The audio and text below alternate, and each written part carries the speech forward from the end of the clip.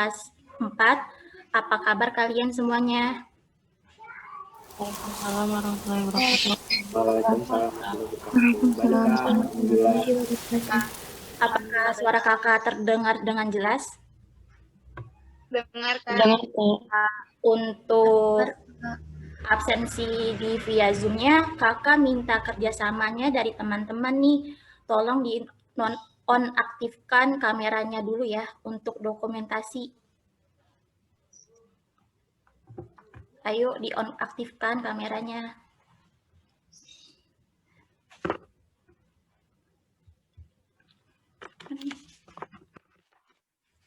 Nah, kayak gini. Kelihatan kan?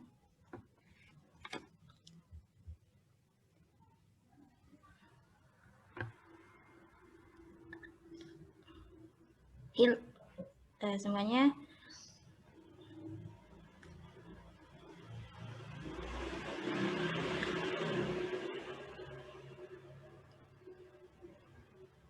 Mukaromah, Sebastianus, Nasya, Angelica, Dini, Sharon, Syarif, tolong ya aktifkan kameranya.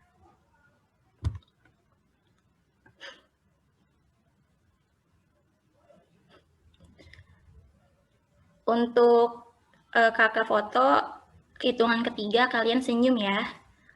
1, 2, 3. Sekali lagi, sebentar.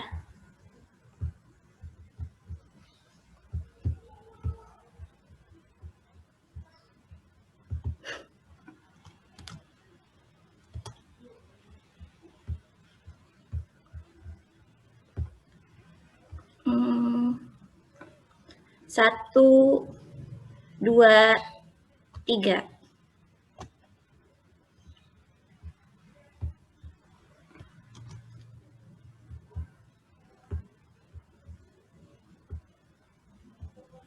Baik, terima kasih. Nah, sebelumnya kan kakak sudah memperkenalkan diri nih di kelas kalian.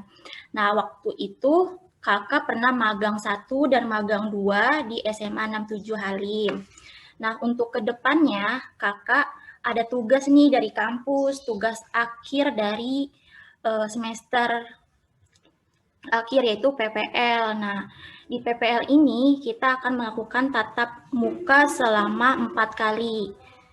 Untuk kedepannya, kakak berharap sama kalian nih saling berhubungan dengan baik dan kerjasamanya ya.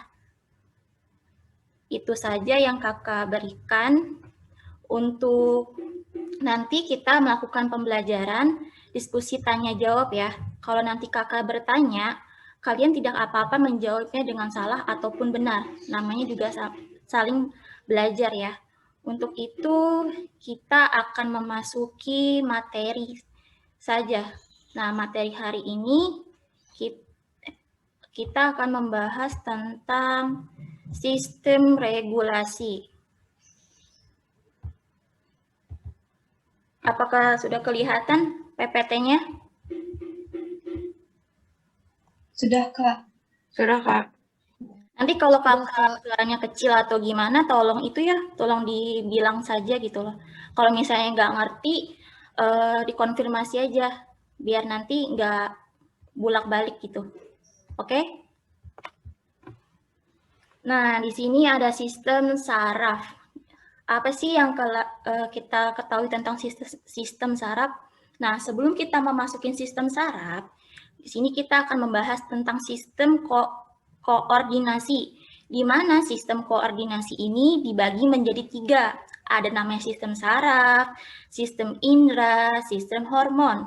Nah, pada kesempatan hari ini kita akan membahas tentang sistem saraf, di mana sistem koordinasi ini mengatur dan mengendalikan yang ada di tubuh manusia khususnya. Nah, sistem saraf ini yaitu fungsinya menerima, menghantarkan, memberikan tanggapan terhadap rangsang.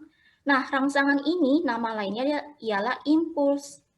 Nah, kita tahu nih ya, biasanya kita mimpi. Nah, kalau mimpi itu kan ada mimpi buruk dan mimpi baik ya. Kalau mimpi buruk, misalnya mimpi ketemu mantan gitu kan, itu buruk banget.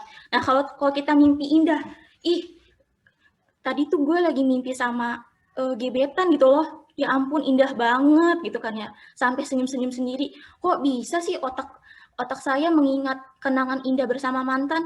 Kan biasanya gitu ya, anak-anak zaman sekarang.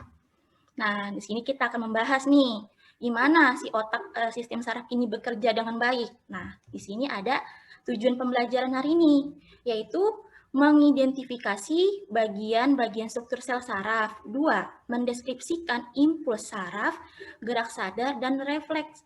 Dan ketiga itu mendeskripsikan sistem saraf pusat dan sistem saraf tepi. Yang terakhir itu menyajikan hasil analisis pengaruh pola hidup terhadap kelainan pada struktur fungsi organ dan sistem saraf pada manusia. Nah, komponen yang kita akan bahas hari ini yaitu struktur sistem saraf, jenis sistem saraf, gangguan sistem saraf. Nah, apa sih itu sistem saraf?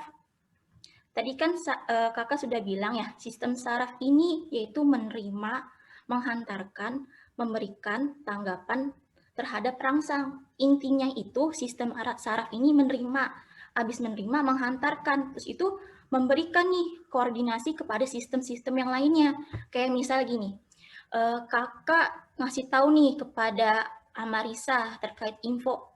Nanti di kelas 11 KIPA ada terkait pertemuan nih sama kakak PPL, materinya tentang sistem saraf. Nah, si Marisa ini mengkoordinasi nih kepada teman-temannya. Guys, hari ini besok kita ada materi tentang sistem koordinasi nih. Terus yang lain, oh iya, berarti dia menerima tanggapan yang diberikan kepada yang informasi yang diberikan oleh Marisa. Nah, terus di sini yang tadi kakak jelaskan, sistem saraf, mekanisme penghantar impuls saraf ke susunan saraf pusat, memproses impuls saraf dan perintah untuk memberi tanggapan. Nah, sistem koordinasi ini tadi, yang tadi kakak berikan kepada kalian, link Zoom ataupun informasi yang diberikan oleh Bu Tanti. Nah, ini namanya sistem koordinasi. Dari sistem yang satu dengan sistem yang lain ini bekerja sama, seperti dengan hubungan organisasi. Yang pernah kalian tahu kan, yang di anak-anak OSIS itu pasti ada susunan koordinasi, di mana ada ketua, sekretaris, bendahara, maupun anggota.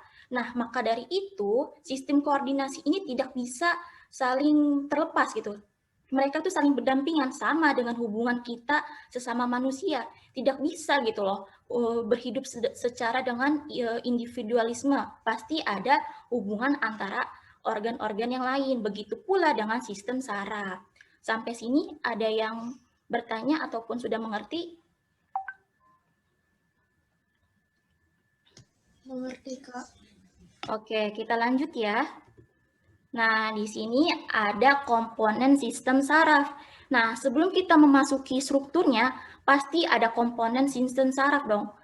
Pasti kalian pernah nih lagi makan mie atau makan ciki-cikian di supermarket, pasti kalian pernah lihat komponennya apa aja sih komponennya, bagaimana nih cara buat samyang, kok bisa, masa tiba-tiba langsung ada mie, gak mungkin dong, pasti ada komponen khusus untuk bahan baku tersebut. Nah, sistem saraf pun sama, ada reseptor dan penghantar dan efektor. Nah, efektor ini merupakan menanggapi rangsangan, di antaranya itu impuls. Intinya, efektor ini menerima tanggapan. Jadi kalau misalnya kita ada teman nih, misalnya teman yang satu lagi curhat nih, kita sebagai teman otomatis menanggapi dong, nggak mungkin mengabaikannya. Nah, seperti itu efektor. Nah, seterusnya ada penghantar nih, penghantar impuls. Apa sih penghantar impuls nih? Rangsangan yang melibatkan ion Na+ dan K+. Nah, terus ada reseptor. Nah, reseptor ini sinyal, seperti kayak gini deh. Misalnya kita lagi lagi lapar nih, sinyal kita pasti perut sama otak tuh saling sinkron kan. Perut itu menghantarkan pesan ke otak, saya lapar, saya mau harus apa nih? Gak mungkin dong kalau kita lapar, kita rebahan, yang pasti kita melakukan kegiatan, yaitu makan. Dan ada juga ada yang bilang seperti ini, Kak, kenapa sih otak aku sama kegiatan nggak sinkron. Kadang kalau kita lagi mengerjakan tugas, ada aja gitu kendalanya terkait chattingan sama teman, buka sosmed, buka drakor gitu kan ya. Kenapa sih otak sama gerakan nggak sinkron? Itu tuh konsep yang salah. Sebenarnya kalau kita ada sinyal, otomatis otak dan gerakan impuls efektor tuh saling berkaitan. Menyelimuti bagian dari si akson.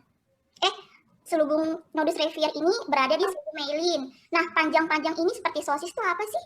Namanya akson. Nah, si akson ini dilindungi sama si selubung myelin, dan di dalam sel di selubung myelin ini terdapat sel Schwann. Nah, Kak, ini apa sih, Kak? Tadi kan di atas ini sama nih, dendrit. Kok di sini kok ada cabang-cabang lagi? Nah, ini namanya ujung akson atau terminal akson. Nah, Kakak mau tanya nih, fungsi dari dendrit itu apa ya? Kakak mau tanya sama Sharon. Fungsi dendrit apa, Sharon? Fungsi dendrit itu menerima impuls yang datang dari reseptor dan menghantarkannya ke badan sel saraf atau ke akson. Iya, betul. Nah, kuncinya kita bisa menghafal dendrit itu memahami dengan kata satu aja. Intinya dendrit itu menerima rangsang. Nah, kakak mau tanya sama Fahira. Nukleus itu apa, Fahira? Nukleus. Nah, ini nukleus.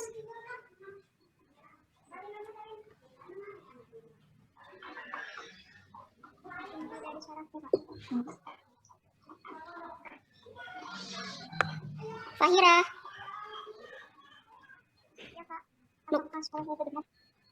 Suaranya agak kecil ya. Oke, nukleus ini inti sel ya, inti sel yang mengatur kegiatan dalam sel saraf. Jadi ini nukleus ini tuh kayak bos gitu, yang mengatur keadaan yang ada di sel saraf. Jadi tuh mereka yang nukleus ini mengatur kerjanya si saraf ngapain aja gitu. Sedangkan kalau yang akson ini yang seperti gambar panjang sosis ini, yaitu meneruskan rangsangan. Yang tadi kan dendrit ini menerima, terus abis menerima dia ngapain gitu loh? Itu meneruskan rangsang. Mana? Berarti nggak usah pakai PCR. Terus selubung myelin ini menyelimuti akson.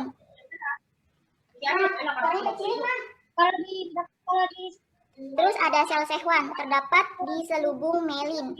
Itu. Terus ada nodus Renvier. Kakak mau tanya sama ada yang positif. Aisyah Diva Wijaya. Kakak mau tanya dong, nodus Renvier ini fungsinya apa? Nodus Renvier fungsinya mempercepat jalannya impuls.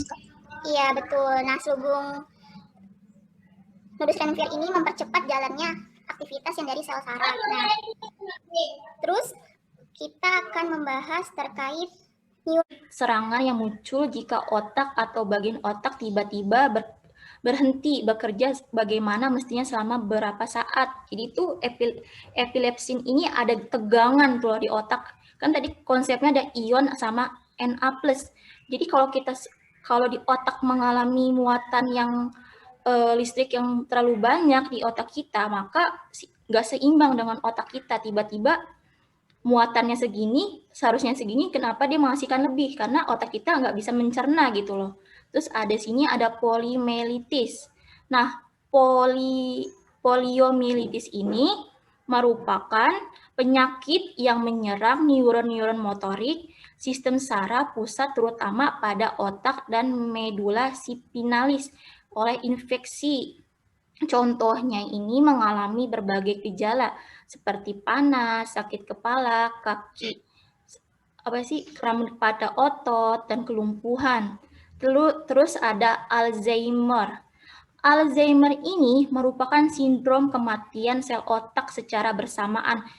Kita bisa melihat dari Alzheimer biasanya itu mengalami vegetatif, di mana otak ini tidak bekerja tapi tubuhnya itu masih ada, kayak di dalam ruangan ICU biasanya ada tuh orang mengalami Alzheimer. Orang ini masih dikatakan hidup tetapi otaknya itu tidak merespon karenanya dia lagi mengalami vegetatif dalam otaknya. Terus ada meningitis. Meningitis ini sering sekali ya di dalam dunia medis.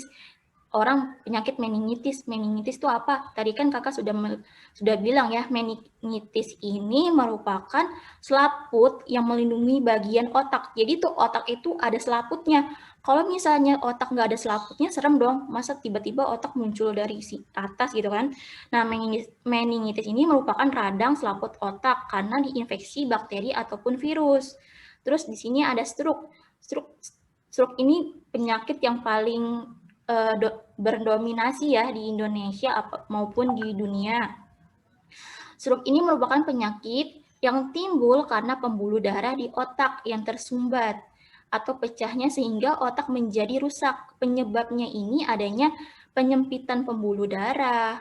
Terus selain itu bisa juga karena penyumbatan oleh suatu emboli. Ciri yang tampak dari penderita stroke ini misalnya wajahnya yang tak simetri. Jadi kalau stroke itu kan biasanya kalau misalnya stroke setengah di tangan kita bisa digerakkan secara lurus, tapi yang sebelah kiri kayak mengok gitu kan, kayak terlipat gitu. Nah, itu namanya stroke. Sampai sini ada yang mau bertanya?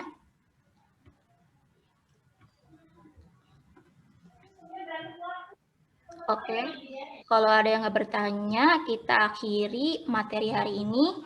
Nah, untuk hari ini, kakak minta bantuan sama Ardiansah Siti Marwah untuk menyimpulkan materi hari ini itu apa saja sih, Kak, materinya apa aja? Kalian bisa melakukan voice note ataupun mengetik di via WA grup kelas. Untuk itu, untuk tugasnya kan ada penilaian kognitif ya. Nanti kakak mengirimkan LKPD di kelas kalian. Untuk tugasnya, kakak berikan waktu sampai hari Jumat jam 5 sore, sekitar jam 17.00 WIB. Apakah dapat disepakati, teman-teman?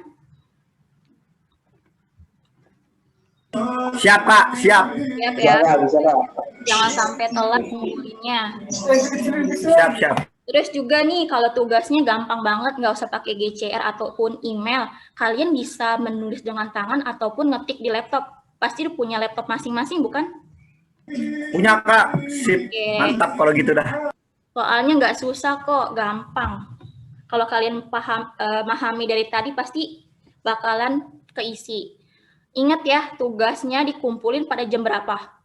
Kakak mau tanya sama Hilmi. Kumpulin tugasnya jam berapa, Hilmi? Batas waktunya. Hilmi Virus. Iya, Kak. Jam berapa ngumpulin tugasnya nih? Tidur ya kamu? Jam berapa ngumpulin tugasnya? Jam 5. Ya, jam 5 sore ya, hari Jumat. Jangan sampai telat. Nggak ada alas-alasan yang telat nih. Oke. Kurang lebihnya kakak mohon maaf bila ada salah kata.